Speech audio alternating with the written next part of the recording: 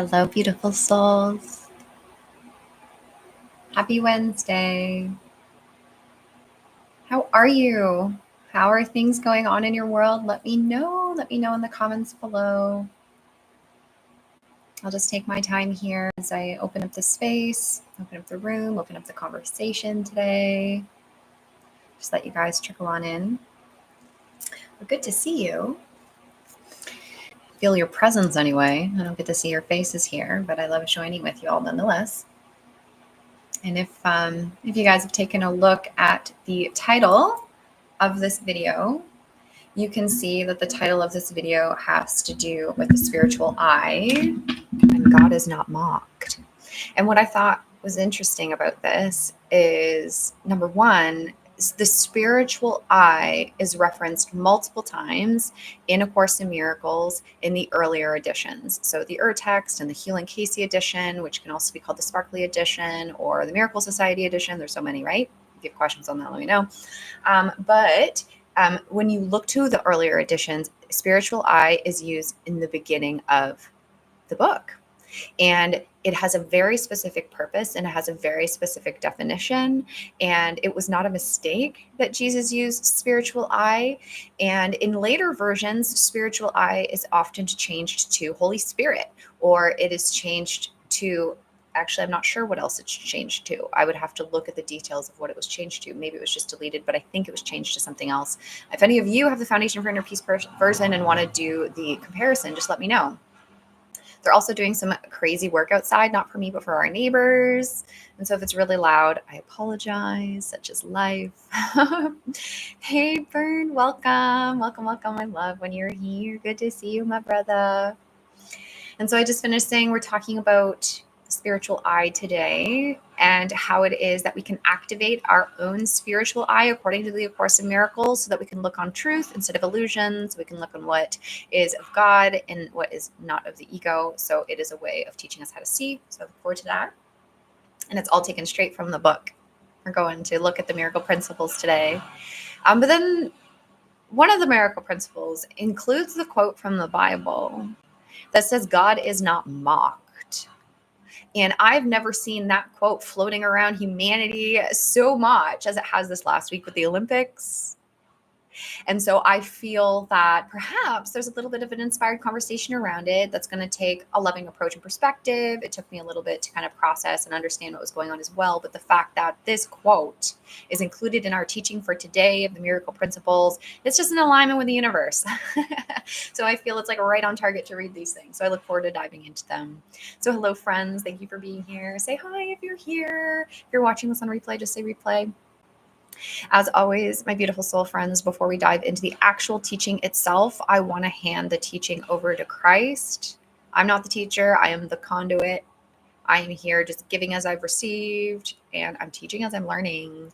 And so that means I'm consulting higher authority. I'm asking Jesus to speak through. And this is the practice of asking for guidance that the A Course in Miracles trains us to do. So I invite you all to take a moment of pause with me if you are so inspired. Just allowing yourself to tune into your breath, which connects you right here, right now, which is where the presence and the love of the Spirit is that will guide us today in both our teaching and our learning and our reading. And so I hope that the reading today and the lessons that stream forth are most helpful for you, that they are most truly helpful for the listeners today.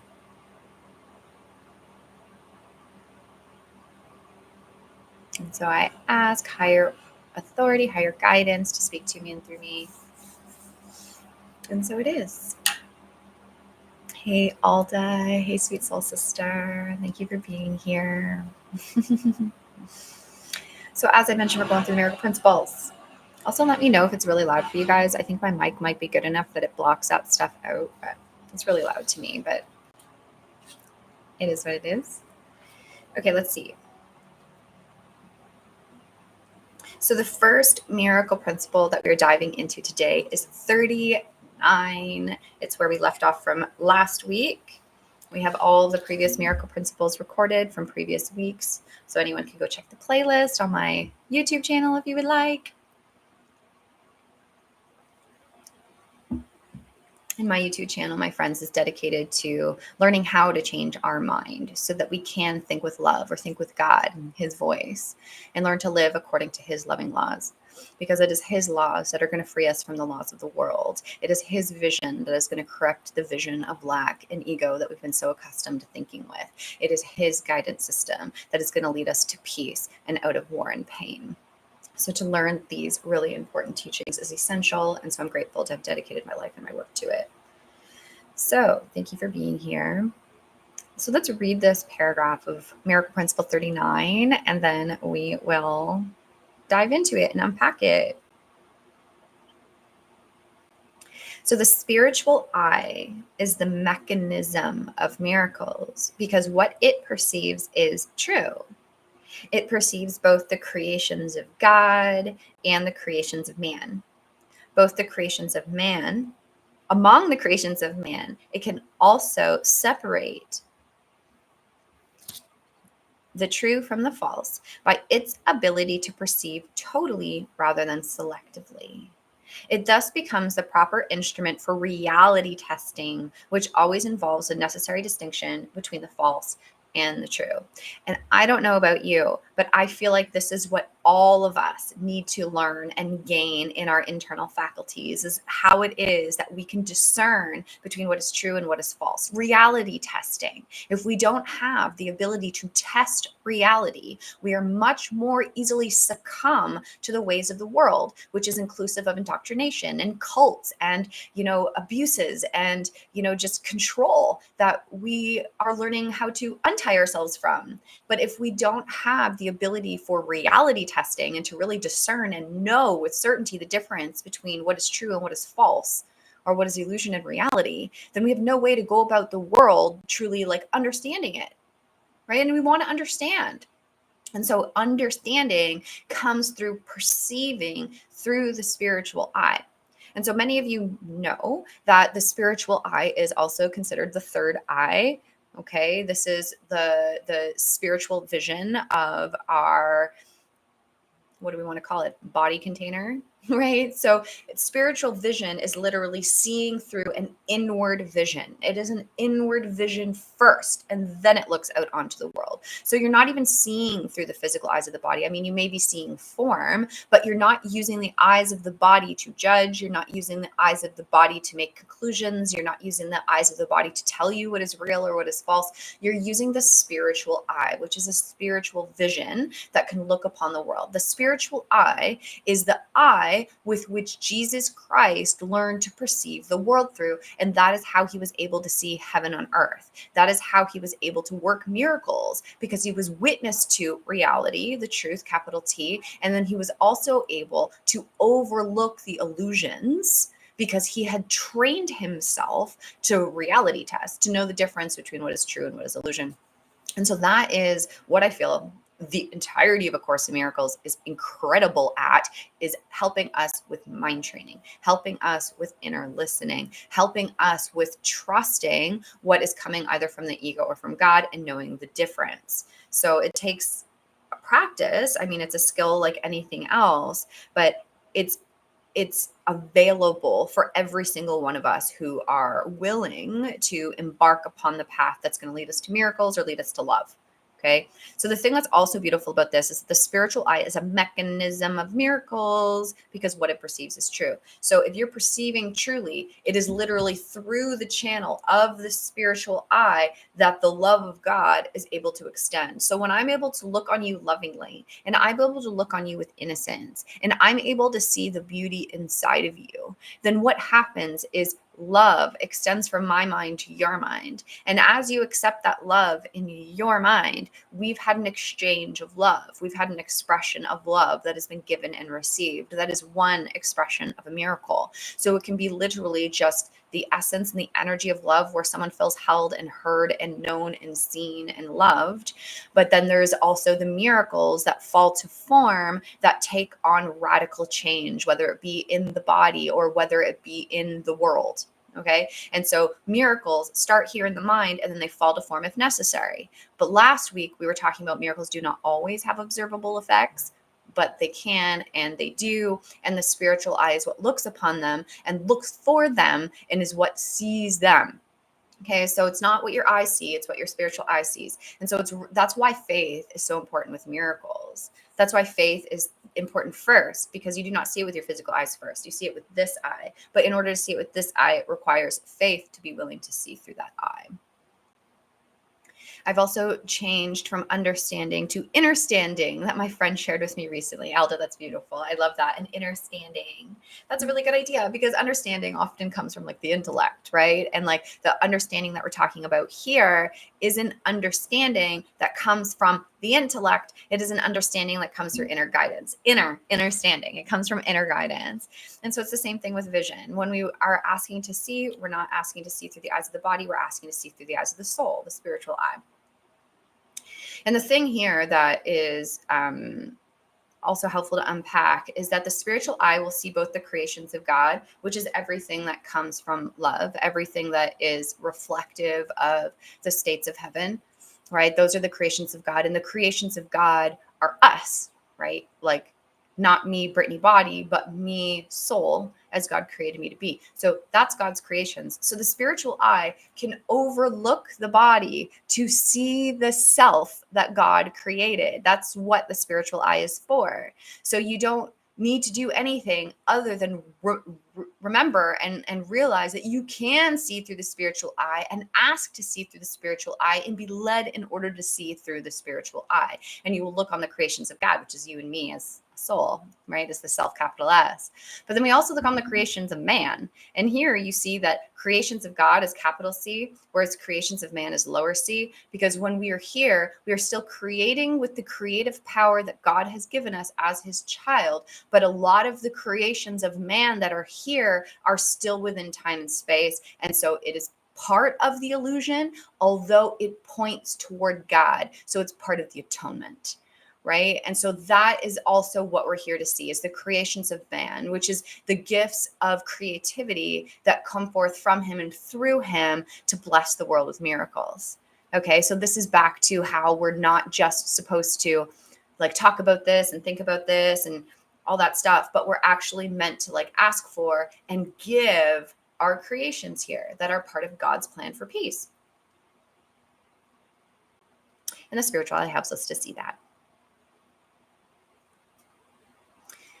Yep. It separates the truth from the false by its ability to perceive totally rather than selectively. This is really important too, especially in our world. Like you will oftentimes hear people present an opinion and it's a one-sided opinion. And the way that Google is today, we also often find ourselves in YouTube as well, in echo chambers. Whereas if you're wanting to look for something, you find that one thing, and then you get so many other videos or resources to support that one thing. It's like an echo chamber. You like get caught in thinking the same thoughts by having people think the same thoughts as you that just confirm your thoughts, instead of having this process of being open to all the thoughts, not just your own, so that we can see the whole picture instead of a selective understanding or a selective perceiving.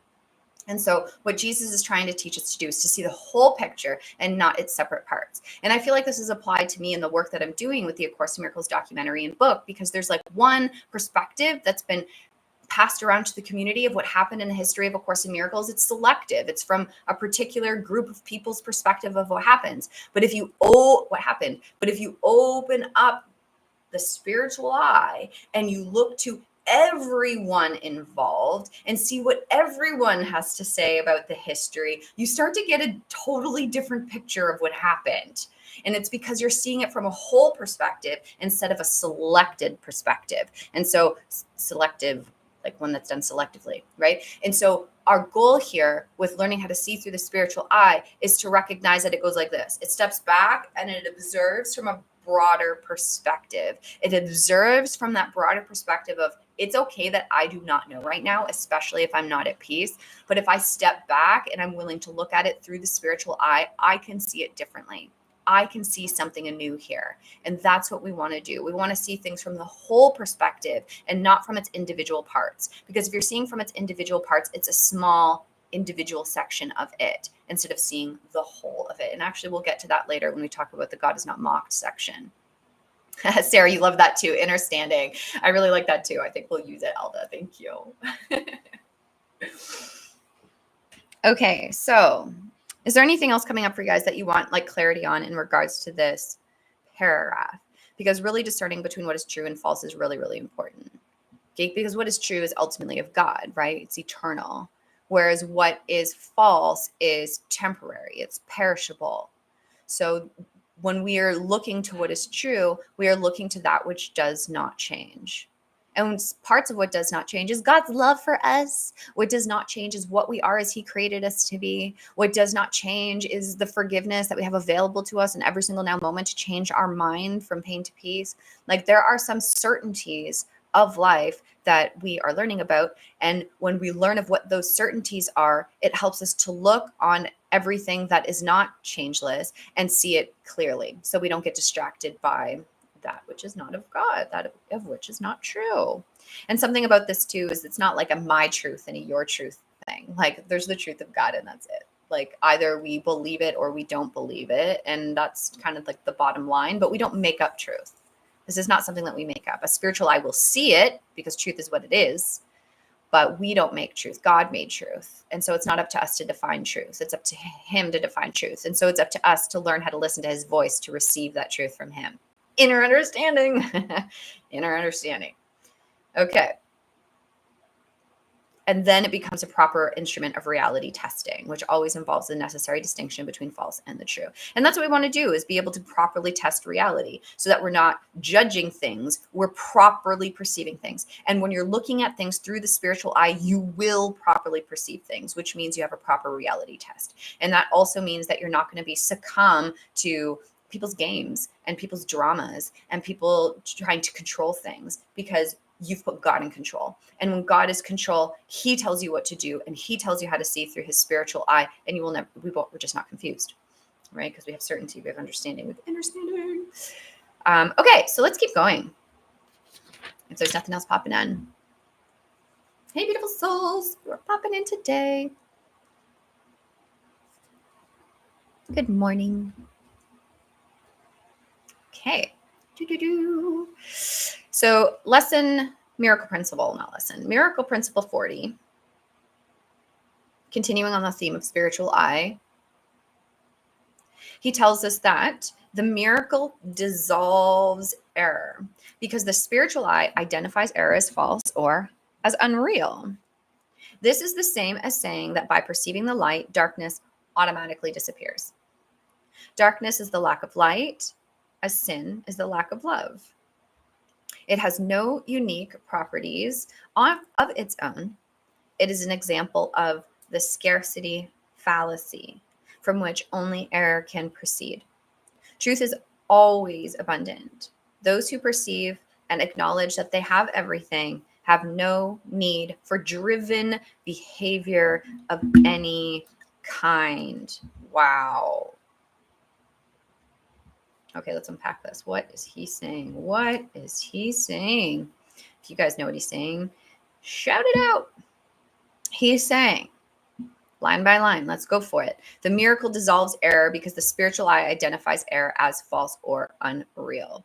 So that's the power of miracles, is it dissolves errors. It dissolves the mistakes we're making. It dissolves erroneous conclusions, because the spiritual eye identifies error as false or unreal. And that which is false or unreal is useless to us. Anything that is useless must be gone at once. It must be healed at once. Jesus says in How is Healing Accomplished, in the Teacher's Manual, that when you can render something as useless, valueless, unreal, false, there is nothing that cannot be healed at once. But this is a literal spiritual eye vision that looks upon things and identifies it as false. And anything that is false is what comes from the ego, which is selfish, which is all about getting, which is all about keeping us small and keeping us lacking and keeping us limited and keeping us alone and keeping us separated. That's the goal of the ego, is to make us feel so small and so separate and so isolated and so not good enough that we don't even allow ourselves the space to reach up and out for help from something greater than ourselves, to actually ask to heal it, because the ego wants to keep us so confined in our own thoughts that it pulls us away from the actual help and healing that is available for us today. But the good news is that we have miracles that literally exist at the base of our subconscious for always, that will stream forward out of our subconscious the instant that we, through the spiritual eye, recognize something as false or unreal. Then it can dissolve as the illusion that it is, literally dissolve. And that's why Jesus was able to do his miracles, like with the leopard, for example. Okay, it's not like he looked on his leprosy and was like, oh, that's real. Dang, that's a big miracle. What am I going to do? He recognized the leprosy was unreal because the thoughts in this brother about himself, about his life, about God were unreal. And therefore, when he denies the thoughts that the brother is thinking as unreal, the effects, which is the leprosy, dissolves as the unreality that it is. And then the mind accepts what is real, which is that you are forgiven and that you are loved and that you are holy and you are whole and you are blessed. Now go out and bless my brother. And that's what he, invited the brother who healed from leprosy to do.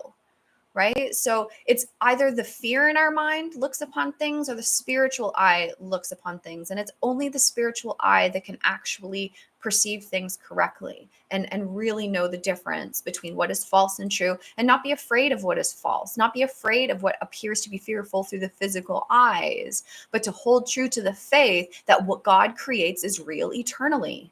What God creates is real eternally.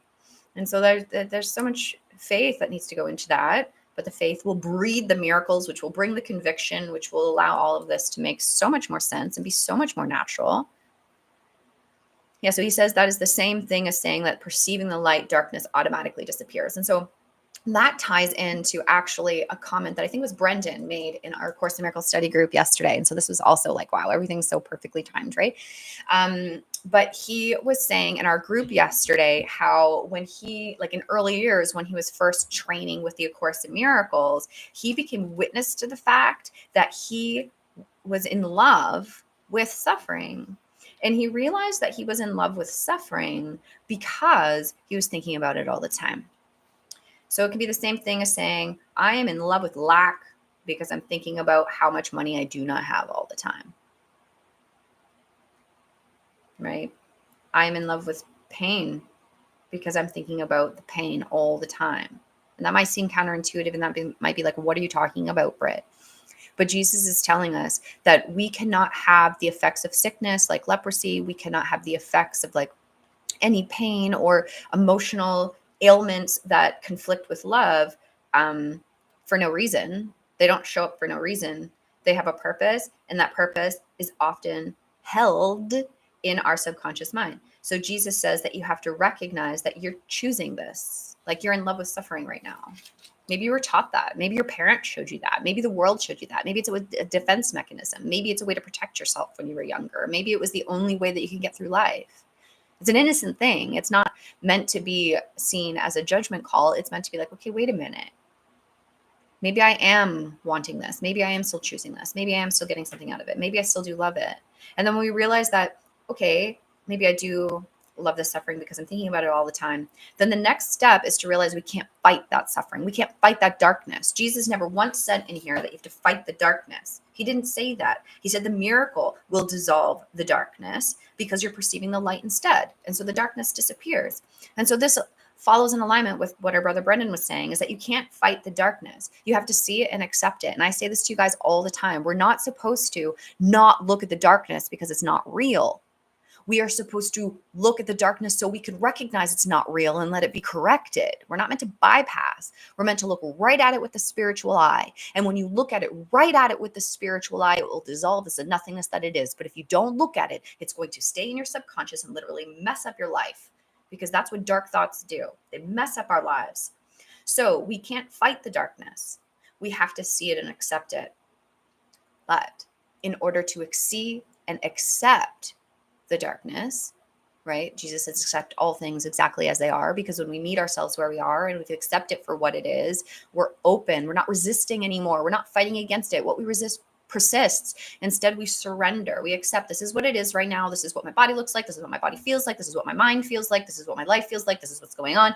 Acceptance, acceptance, acceptance. And then when we accept it as it is, then the way we can accept things as it is, like the way we can accept darkness as it is to accept the light. And that's what he's saying in this section of the miracle principle. He's saying that it's the acceptance of the spiritual eye, the light, perceiving the light, that will make the darkness disappear. But the way that we see the light is by having a willingness to see the light, God, in all things. But the only way we can see the light, or God, in all things is to know that we must see it in ourselves.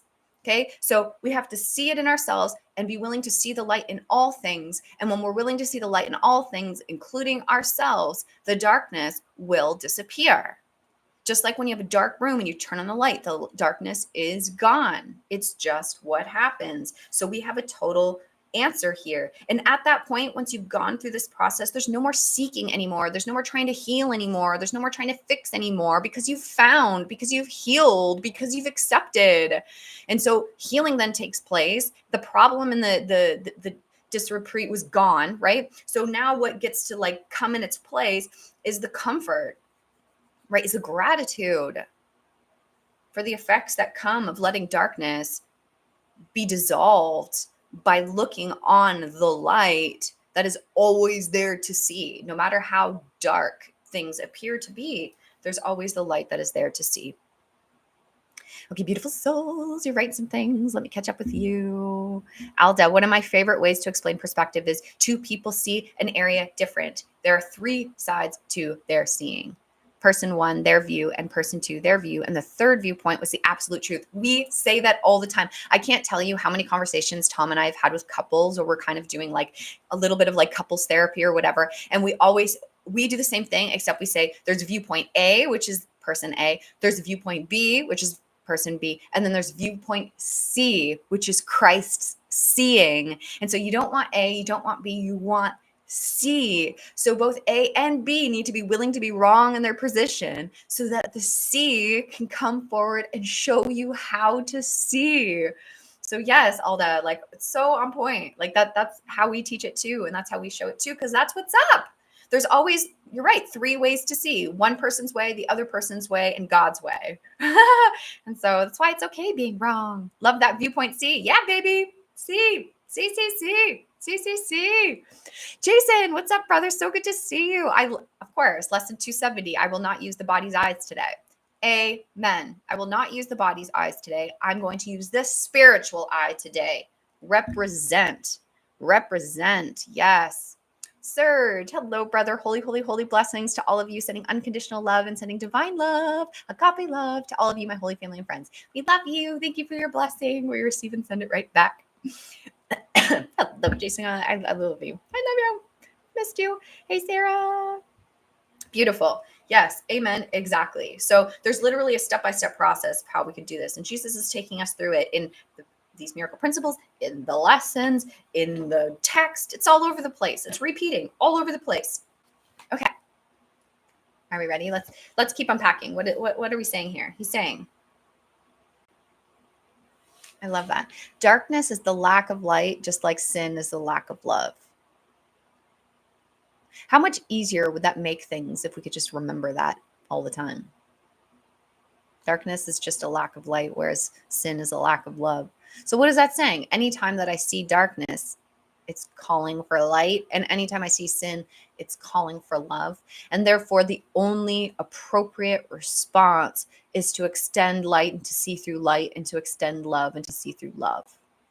And because the source of light and the source of love is not of this world, it only makes sense that we would ask for guidance from a power that is not of this world so that we can be told what to do in this world.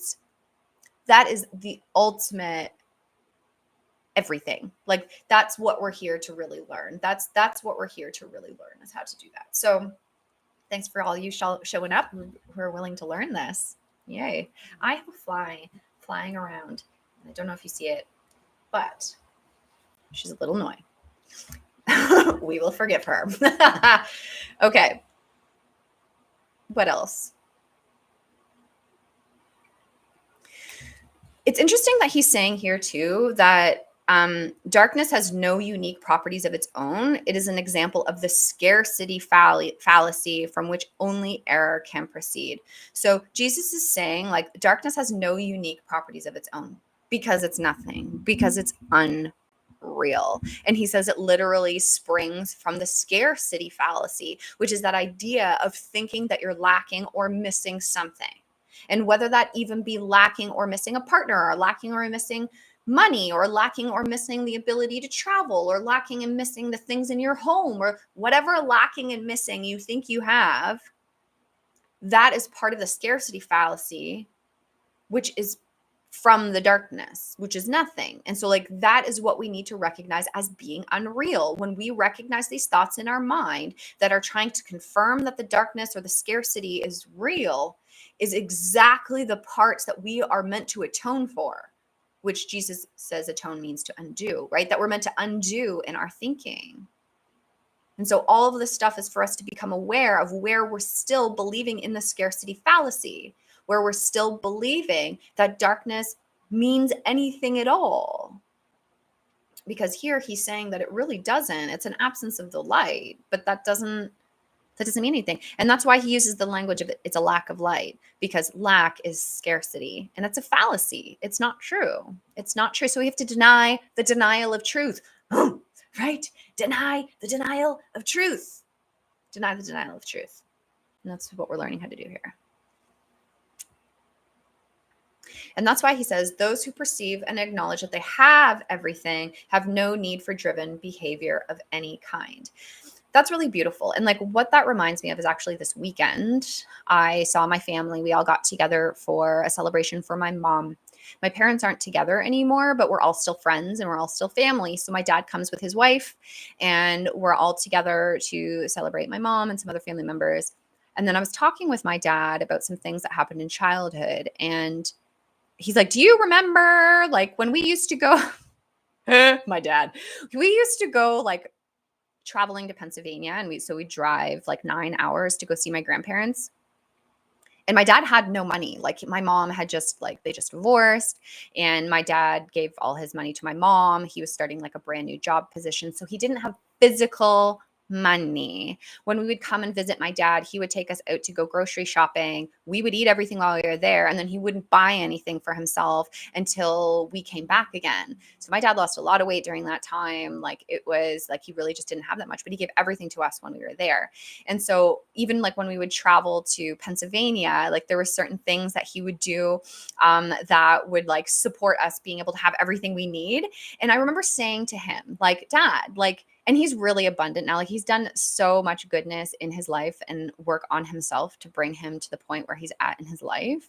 But I said, I'm like, Dad, like, you made us believe we were so abundant. Like, you made us believe that we had money, that we had what we needed, even though when I look back on it and I see some of the things my dad did, I'm like, oh my God, he was makeshifting the hell out of everything. But to us, he made us feel abundant. Go ahead, go in the grocery store, like get whatever you want, right? Like, it was this idea of freedom, of just expression, of like, yes, it's yours, it's yours, it's yours, right? And so it wasn't like a spoiled thing. Like, we were humble about it. So we would each have like 2 or 3 things that we really wanted, right? It's not like we would just buy everything in the store. Like, it wasn't free for all, but you felt free.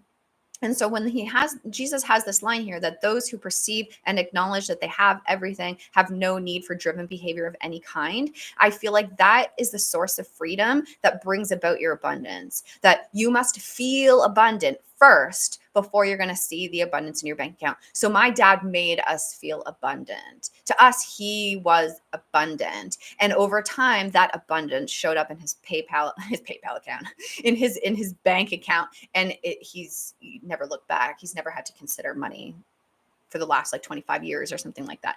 And so because of that, I feel like it's an example of, you have to see it with your spiritual eye first, know that it's real first, and then time space catches up with it after, and you will receive the boatloads of everything that you see and know is real after you commit to it. You are convicted by it. And we had to do that. Me and Tom had to do that. Like, we had to learn how to know of our abundance when our physical eyes were looking around the outside and it was anything but abundant. Okay. It was anything but abundant. But we had to learn that abundance is an inner condition. It's an inner condition. And from the inner condition of wealth that is mine, because I am God's, and God is like my everything, and he is everything. Therefore, I have everything. There's no lack in this. There's no loss in this. Scarcity is a fallacy. This is a reality. This is a fact. This is what the spiritual eye will show us. When we let ourselves be shown this and we believe this with conviction and faith, the abundance in form is going to show up as the effect of your belief.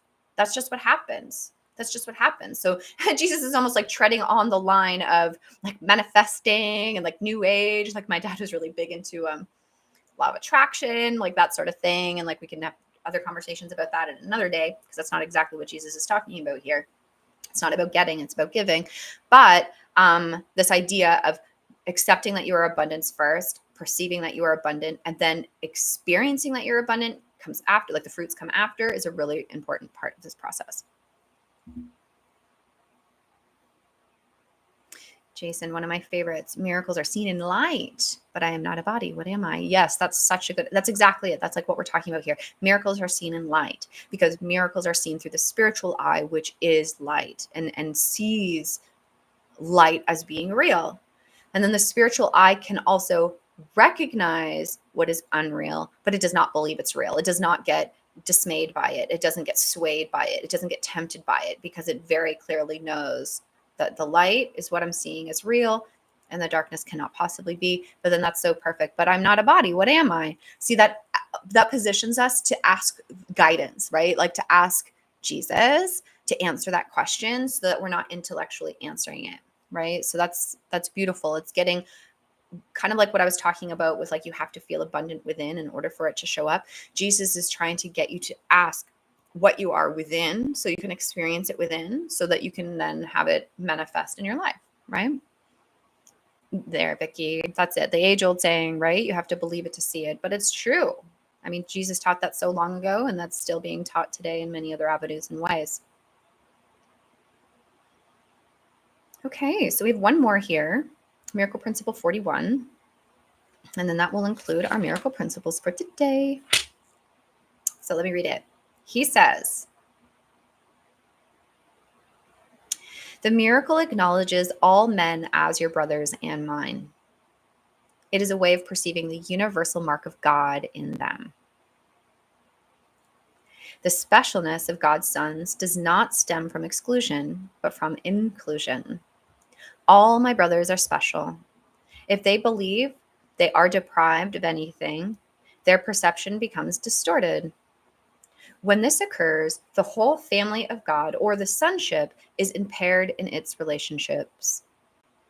Ultimately, every member of the family of God must return. The miracle calls him to return, because it blesses and honors him, even though he may be absent in spirit. God is not mocked is not a warning, but a reassurance on this point. God would be mocked if any of his creations lacked holiness. The creation is whole, and the mark of wholeness is holiness. Yeah. So let's keep unpacking, okay? So what is he saying? He's saying the miracle acknowledges all men as your brothers and mine. That's what the miracle does. It unifies. Goes straight across the board. It doesn't see Jesus as special. It doesn't see itself as special. It doesn't see anybody else as special. It sees us all as equally special in the eyes of God. There's no one to worship. We don't even need to worship God. God wants our gratitude. He wants our hearts. He wants our minds to be returned to him. He doesn't need to be worshiped. He's not some ego to be worshiped. Jesus does not want to be worshiped. He wants us to see ourselves as equal to him, that we can accept our Christ, our light, as being what is real for us and for all of our brothers. So when the miracle happens, it is a universal mark that all men, all humankind are your brothers and sisters. They are one with you. They are the same as you. So if you deserve love and healing, they deserve love and healing. If you deserve kindness and respect, they deserve kindness and respect. Even the human being who's been lost so far from the light and has taken himself so deep into the darkness, they are still worthy of that love and care and kindness and forgiveness, because they have just forgotten who they are and what they're here for and what's actually going on. And so this is just justification for more forgiveness, right? So the specialness of God's Son, like we are all special in God's eyes, right? But that is because of inclusion and not exclusion. Inclusion, not exclusion. That's why cults can never be part of God's plan. Okay. That's why having one teacher stand up at the podium is not part of God's plan. Okay. Like we're not meant to listen to one other person to have them teach us what the course is. Not even me. Like, I don't want you guys to be just like taking what I say as fact. I want you guys to go away and take it into your inner world, kind of like what you brought to us, Jason. Like, if I'm not this body, what am I? Like, question the spirit, like ask the spirit, ask Jesus, so you can have the experiences inside your own heart and mind, so that you have the understanding and conviction that I do. But I don't want to stand in for your guidance. I don't want to be the one that answers all your questions. I want to be the one who inspires you to ask for guidance inside yourself, to have your questions answered in a way that brings so much understanding, understanding, and light to you that you are radically changed. You are radically changed, or Jesus would say reborn, right? You are radically reborn. And that doesn't happen from me. That happens in you through Christ. Okay. And so like I could be the giver of that as I am guided to do so, but I'm not to be seen at the head of the podium or at the top of the table or the idol who knows more than anybody else. Like I said at the beginning, I'm literally just giving as I've received. And so we don't want to take anyone as, we don't want to put anyone up, right? Everyone must be equal. The only one that is kind of above us in time space is Jesus, and that's only because of time space, and he's completed his mission before we have, and he's done it perfectly. So because of that, we can reach up to him and he can help us, but then when we reach out our hands to each other and we help each other as equals. So it's not a hierarchy thing. It's a relational thing. We're doing this together, holding each other's hands. All my brothers are special. He's saying all my brothers are special. If they believe they are deprived of anything, that perception becomes distorted. So this is tying in with the earlier principles that are talking about that darkness is literally the scarcity fallacy. So he's saying that if you perceive that you are being deprived of anything, if something is being kept from you, kept away from you, then that's a distorted perception, because that's not true.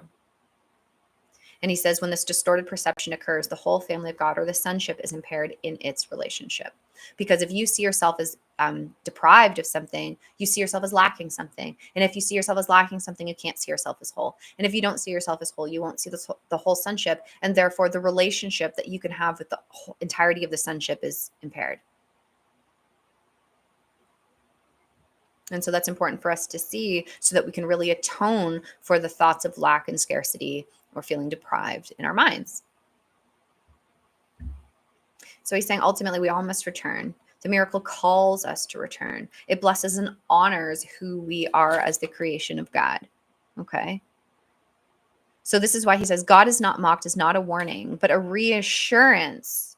Okay, that we will return to him, to truth through miracles, that we will be blessed and be honored because of what we are, and we will be restored to abundance because of what we are. He's saying that God is not mocked is not a warning, but a reassurance of all those points that I just mentioned. He said God would not be mocked if any of his creations lacked. God would be mocked if any of his creations lacked holiness. The creation is whole, and the mark of wholeness is holiness. So he's saying that God would be mocked only if his creations lacked holiness. But he just finished telling us that all of us are holy and whole because that is how he made us. So that's just a fact. So we know God by his effects, which is us as a soul, not as a body, not as an ego. And that soul is perfect. That soul is holy and whole. So that is what is reflective on God. So he could never be mocked because we are holy and we are whole. So God is not mocked means he can't be mocked. He could never be mocked. And that's why it doesn't matter the mistakes we make here. That's why it doesn't matter the sins we make here. But Jesus is saying what matters is that we're returning to him. We're returning to love. So that's not an excuse to just make all the mistakes and sins you want. It is a call to witness to the mistakes and sins you have made or that others have made and forgive them. Atone for them, which means correct them. Let them be corrected in your perception so that the darkness is dissolved when the light turns on. Okay, so we have homework. We have homework to do. But this is also to say that you can't actually mock God. So many people this week were saying that the Olympics, when they put on that display in the opening ceremony, that was mocking God. And the Last Supper, right? And for me at first, I'm like, oh, dude, like that's the Last Supper. Like it really, it is like that one scene that they have, you can see it. Like if you take the Last Supper and you look at the picture that they did for the opening ceremony, you can see that the color scheme is the same from person to person. You can say the positioning of their body and the face is the same from person to person. There was some conscious intent with that. But at the same time, kind of like we've been saying here, you can see it from one small part and people be like, oh my God, God is mocked. That we should never do that. And to be honest, we shouldn't necessarily do that, but that's not even what God doesn't think of it that way. He's not feeling like he's mocked. Like that doesn't really mean anything. But when we're looking just at that, we're looking at the separate part. Jesus is asking us to look at the whole. And so when we look at the whole, we can see that actually the message of that story was going back to Greek mythology and like Greek history and tying in with like the Paris history and culture. And so there was actually a lot more of like Dionysus and the stuff that happened in the Greek culture that maybe we don't understand as well. And so there was a lot more like historical representation that was going on. And, you know, I feel like this is also like where our world is at, that we're saying that to have fear and judgment locked into our religious systems is part of the fallacy. It is part of what is erroneous and needs to be undone. So when we have religious leaders condemning those who are gay, who are transgender, like that's something that needs to end. Right. So I can see that unresolved, not forgiven grievances would result in a massive scale FU to the religious parties. But as we know, in being students of A Course in Miracles, that's not the way that you get messages across. That's not actually like communication from the soul. That's not coming from spiritual eye or spiritual vision that's going to get anywhere. And so that's why it's something that stirred up separation and fights and you know, attacks and like hate on each other instead of uniting us with one another. So this is back to what we do when we see things from the little small perspective versus the whole perspective of what's going on. So in the greatest perspective of what's going on, God cannot be mocked because we are all God's children and we are holy, and that holiness includes our gay brothers and includes our transgender brothers. But at the same time, we can't let a culture that's coming into an acceptance of self be what makes the decisions for our collective culture, for our collective humanity, for our collective people. That's back to being God's job. Like that's back to us being led by guidance. That's back to us learning how to have mental wellness so that we can understand the difference between the monkey mind, the ego, and the spiritual mind, which is the Holy Spirit, and to really be able to make decisions through that perspective. So this is all back around to like our world is showing us a reflection of the decisions to see separation, to see darkness, and to see our brothers as different from each other instead of the same. And Jesus is calling us here to miracles, which is to have us look on all of us as the same, but to put the authority of what we are to do and the authority of who we are to be in the hands of God. So that if we're struggling in our inner beingness, our decision isn't necessarily to change things in form right away, but it's to change our mind about who we think we are and to change our mind about what we think and know we're here for, right? So it's about bringing him into our decision making and going, again, the inner understanding, bring it from the in to the out, right? So there's so many layers to this. Alda, I love Dr. Hawkins. Dr. David Hawkins. He says, commitment. One's commitment should be to God and truth only. Teachers are to be respected, but devotion should be restricted only to the truth. Amen. And that's why I've always loved him, because I've never felt that he's put himself in the position of idol. He's been giving what he's received and he's teaching what he learned, but he's always been very clear in his communication that he is not the master. Jesus is, truth is. And so we need to take only one master, and then we can be grateful for our brothers, right? We can really be helped by our brothers, right? We're here to help and be helped by each other. But the source of that help is Christ. So important. Yeah, spiritual academy, alchemy, my brother. Holy, one in Christ. Amen. And you too, Alda, put no head above your own, meaning that the one's only true guru is the self, right? The self, capital S self, the Christ self, or the Buddha nature. Exactly. Yes. Exactly. And this is really, really important for us to understand, my friends, because otherwise we get caught in the cults of the world instead of having our minds and our hearts and our souls be freed to really receive the answers from love itself, which is where everything becomes clear and understood and manifest. So that's it. We are at the end of our reading today, all about the spiritual eye and God being mocked. And so I hope that this brought some new perspectives to things and made things a little bit more kind of digestible in a sense. But with all of this, make sure that you continue to ask him for how it is that you can best understand it and apply it in your life. And he will show you things kind of like you're pointing to, Elda, where there's support in our other brother and sister souls for their kind of pursuits of truth and of light, and they're sharing their voices and have shared their voices broadly. And so when we ask Spirit to guide us, we will see that to confirm the truth that is written on our hearts. So I love you, beautiful souls. Thank you so much for being with me today. I love you guys. Have a beautiful, blessed week. And I look forward to seeing you next week. We'll see. Next week, I may go through some miracle principles and maybe I'll read something new. We will see. I will let the guidance lead that one. But if you have any suggestions, let me know. I love you guys. Peace be with you. Bye.